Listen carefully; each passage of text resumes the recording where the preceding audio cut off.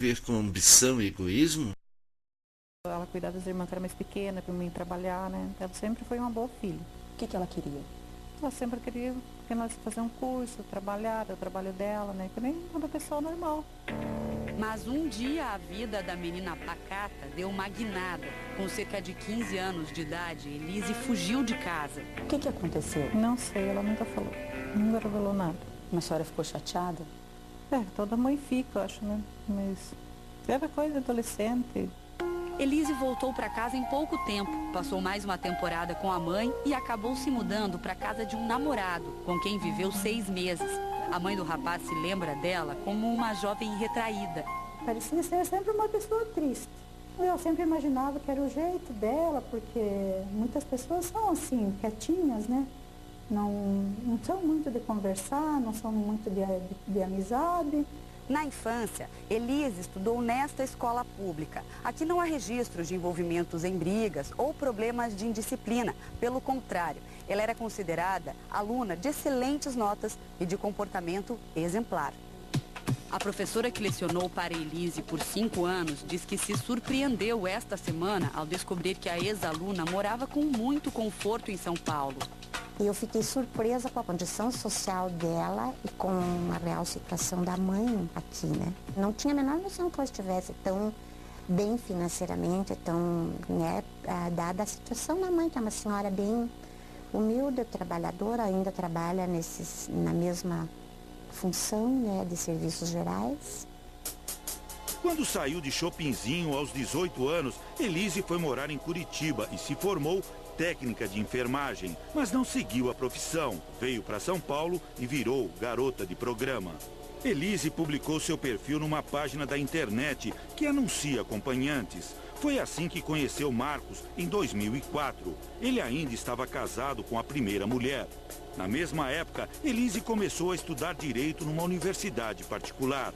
Um dos poucos amigos da faculdade diz que Elise nunca contou quem era o namorado, até que o colega acabou descobrindo pela internet. O Marcos que você namora é o Marcos Quitano?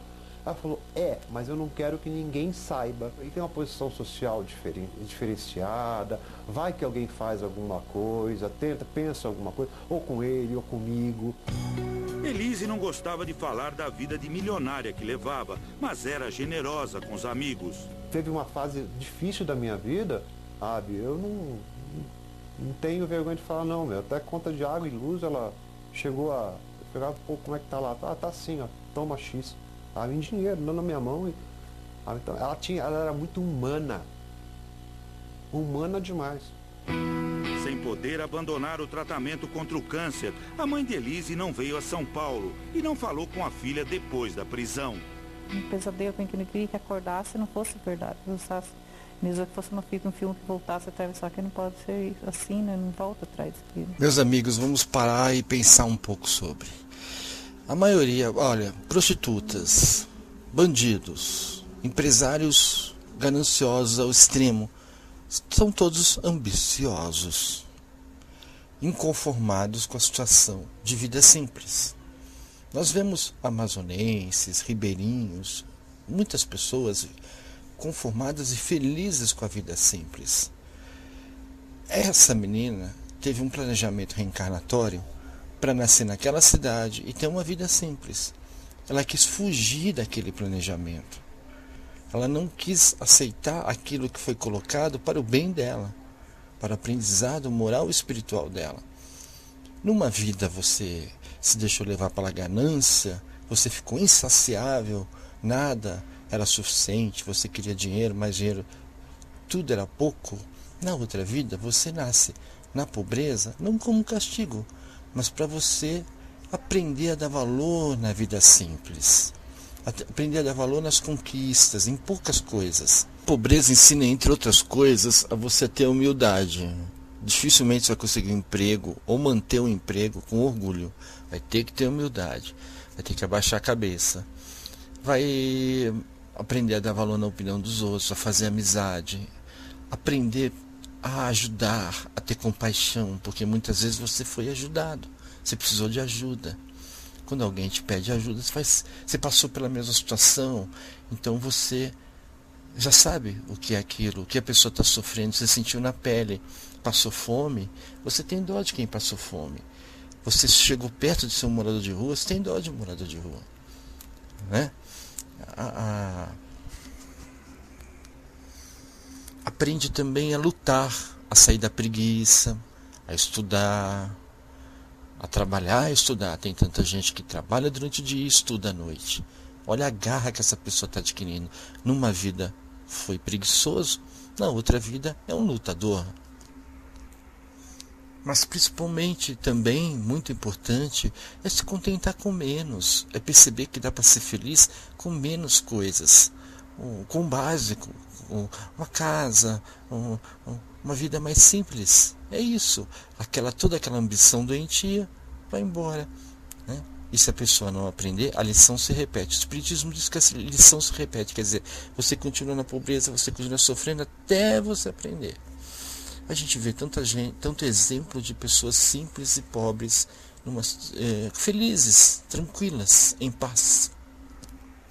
Mas muitos se revoltam e vão para a prostituição, vão para a bandidagem, não aceitam. E aí a situação piora mais ainda do que se tivesse aceitado. Porque aceitando, você se educa. Você vai ver um vídeo agora em que a mulher está satisfeita com o pouco que ela conseguiu, porque antes ela tinha menos ainda. E depois vamos continuar no vídeo de Elisa.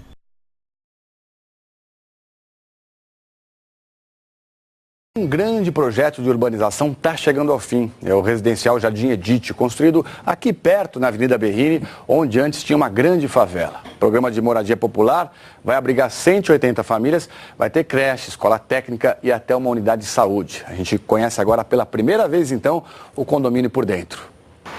O endereço é nobre, no Brooklyn. A vista é privilegiada. O modelo do condomínio é o único no estado e custou 43 milhões de reais. São 252 apartamentos construídos pela Secretaria Municipal da Habitação. Nos andares térreos tem uma creche para 160 crianças, que já está pronta, uma unidade básica de saúde e um restaurante-escola para formar profissionais e atender toda a população. Ele mistura habitação com equipamento público e aí você tem um uso que, apesar de serem completamente independente, quem vai para os prédios vão só para os prédios, para as habitações, e cada equipamento tem sua entrada independente também. Antes de virar residencial, o Jardim Edite era uma comunidade de baixa renda que nasceu na década de 60. Em 2001, a prefeitura começou as conversas para a saída dos moradores, mas houve uma série de disputas. Um dos residentes manteve a casa em pé até o início das obras. Foram quase 4 anos de espera. No fim de 2012, as primeiras famílias começaram a se mudar. Assistentes sociais estão acompanhando as famílias desde a desocupação. É um histórico de uma comunidade sofrida, com muitas lutas, e agora veio a parte boa, a conquista, né? Maria da Piedade viveu ali por 22 anos, numa moradia construída de pedaços de madeira. Agora está no mesmo endereço, mas de casa nova. O cuidado é tanto que os sapatos ficam do lado da porta de entrada para não riscar o piso. É maravilhoso, eu estou amando esse lugar. Ela vai pagar parcelas de cerca de R$ 105 por 25 anos de financiamento. É maravilhoso, eu estou amando esse lugar.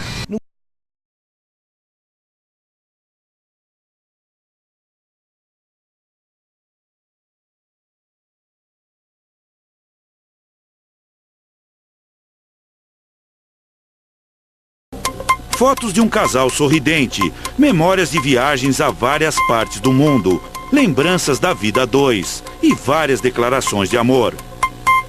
São registros íntimos da vida de Elise e Marcos Matsunaga, obtidos com exclusividade pelo Fantástico.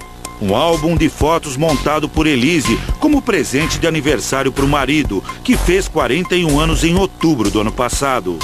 As páginas contam uma história de amor, que acabou em traição, ciúmes, discussão e morte. As câmeras de segurança registraram os últimos momentos de Marcos com vida, pouco antes do crime. Era a noite de 19 de maio. Ele busca a mulher, a filha e a babá no aeroporto e todos sobem juntos no elevador. Em seguida, a babá é dispensada e o casal pede uma pizza. Pouco depois, Marcos reaparece no elevador sozinho. Irritado com uma discussão com a mulher, que começou ainda no carro, ele chuta a parede. fala com o pai ao telefone, pega a pizza e volta para o apartamento. Esta reconstituição feita em computador mostra agora a versão de Elise para o passo a passo do crime. Os últimos instantes de vida de Marcos Matsunaga. Segundo a defesa de Elise, a filha já estava dormindo. O casal senta-se à mesa e volta a discutir. Ela diz que sabe que está sendo traída e dá detalhes. Elise viajou para o Paraná para visitar a mãe doente. Levou a filha de 1 ano e a babá. Desconfiada de que o marido tinha uma amante, contratou um detetive particular para seguir Marcos em São Paulo, enquanto ela estivesse fora. O detetive gravou este vídeo obtido com exclusividade pelo Fantástico. As imagens mostram Marcos com outra mulher na porta de um restaurante na noite anterior ao assassinato. Vejam vocês, o que esse vídeo ensina? Ele era casado e ela pegou ele da antiga esposa. Agora ele está fazendo a mesma coisa com ela. Ela fez ele trair a esposa. Ele não foi fiel com a esposa e não está sendo fiel com ela, está traindo ela. Então, minhas amigas, meus amigos, não adianta a gente querer ser feliz à custa da infelicidade do outro. Você vai lá, rouba o marido da outra, seduz, e você vai querer construir sua felicidade à custa do sofrimento do outro? Então, se ele era taradinho e correu para os braços dela, agora ele é taradinho e corre para o braço das outras. É tudo aprendizado na vida. É tudo aprendizado se a gente buscar a verdade, né? Não ficar arrumando desculpa. Muitos males que não podem ser catalogados facilmente decorrem de íntimas inquietações nos departamentos do sexo atribulado, desde os dias da juventude. Provavelmente aquele espírito que você está interessado, mas está vinculado a outra pessoa, quer dizer que você chegou tarde, né? Não tente, por egoísmo, atraí-lo para você, se você é mulher ou homem. Se chegas antes, não os atormente com exigências, porque é possível que o compromisso dele esteja à frente, quer dizer, já esteja casado.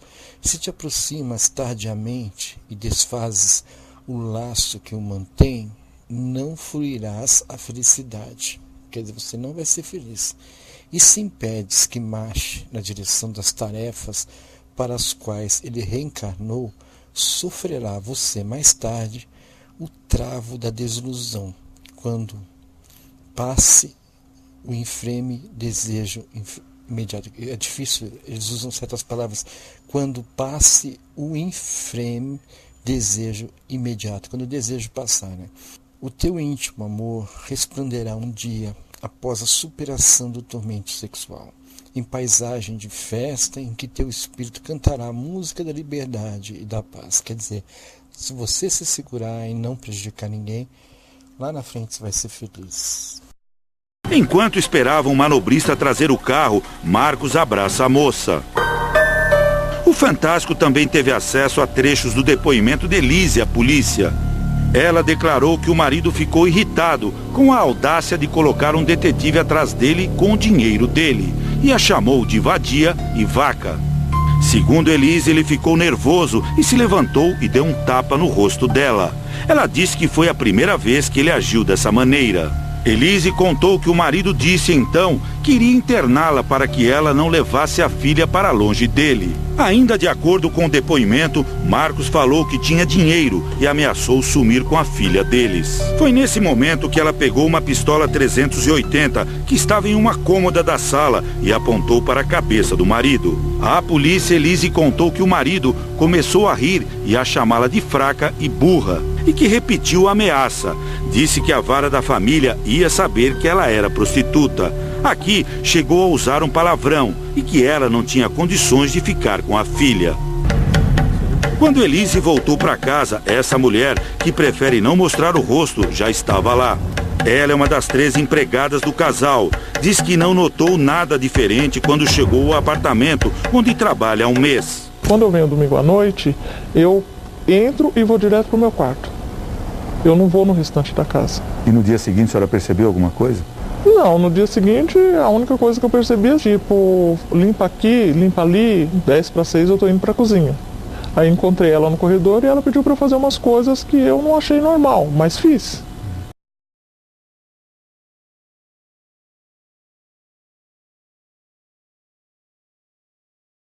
dentre as faltas cometidas contra a lei, talvez nenhuma supere em número os abusos da sexualidade, pois está muito intimamente ligado ao nosso mundo afetivo, às nossas paixões e ao nosso amor egoísta, quer dizer, amor por nós mesmos.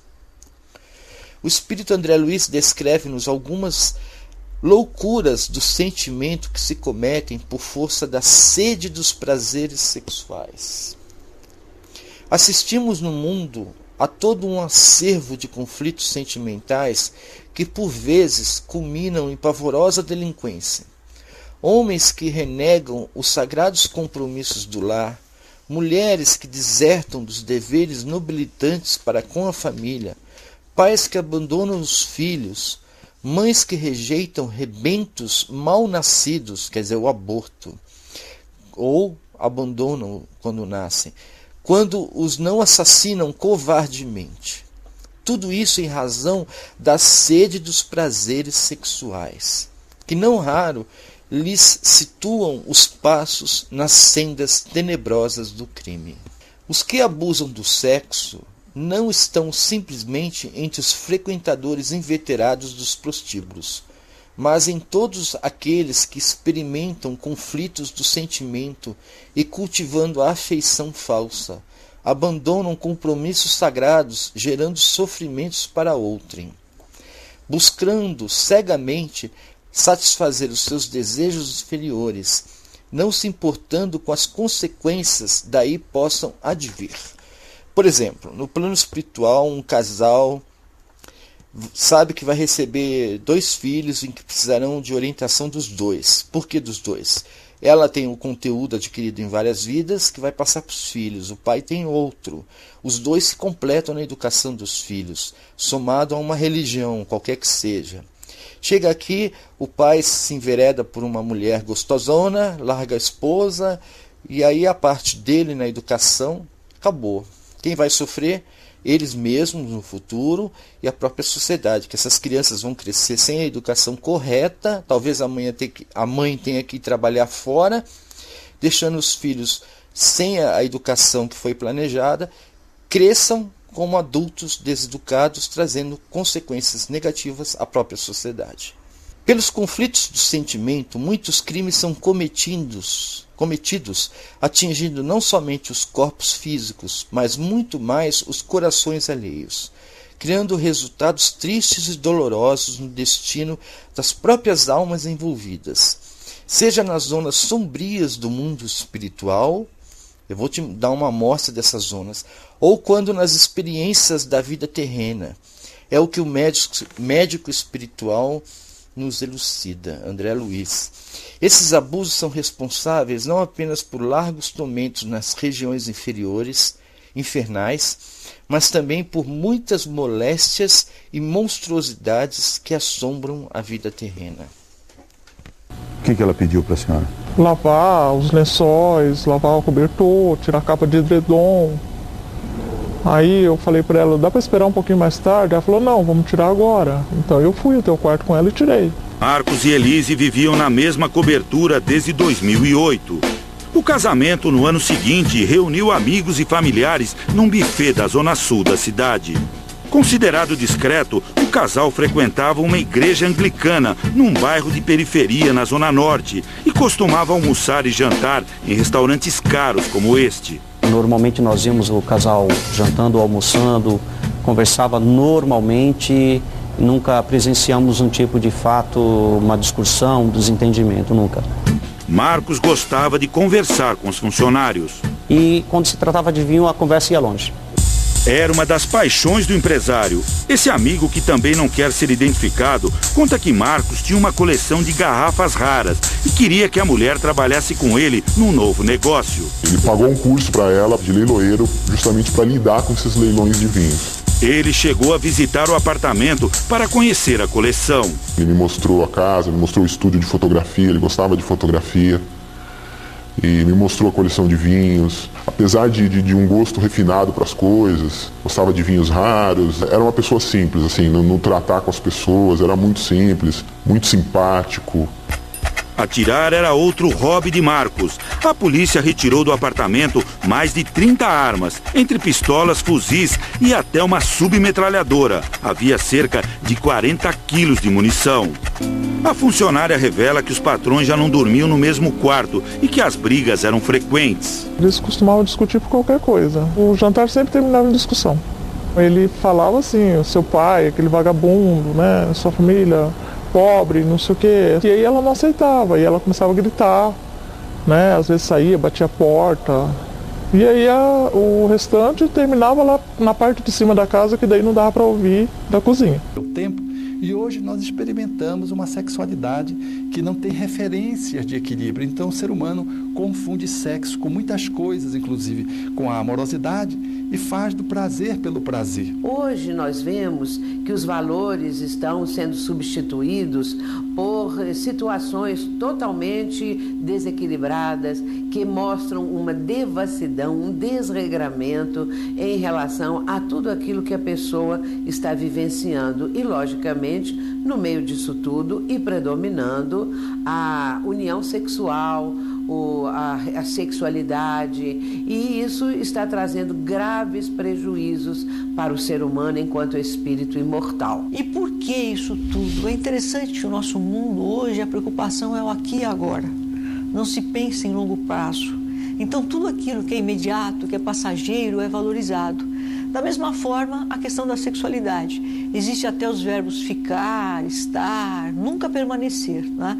Há quem diga que o próprio amor, ele dura, mas ele dura, ele é eterno, mas ele é eterno enquanto ele dura. O que acontece é que muitas vezes nós, como estamos saindo de uma fase de muita repressão sexual, estamos no oposto do pêndulo. Então está se vivendo uma erotização desregrada e uma vida para o sexo muito louca. A visão da doutrina espírita em relação à sexualidade é uma visão que nos ensina o amor legítimo, o respeito, a harmonia interior, essa busca que o ser humano deve sempre empreender.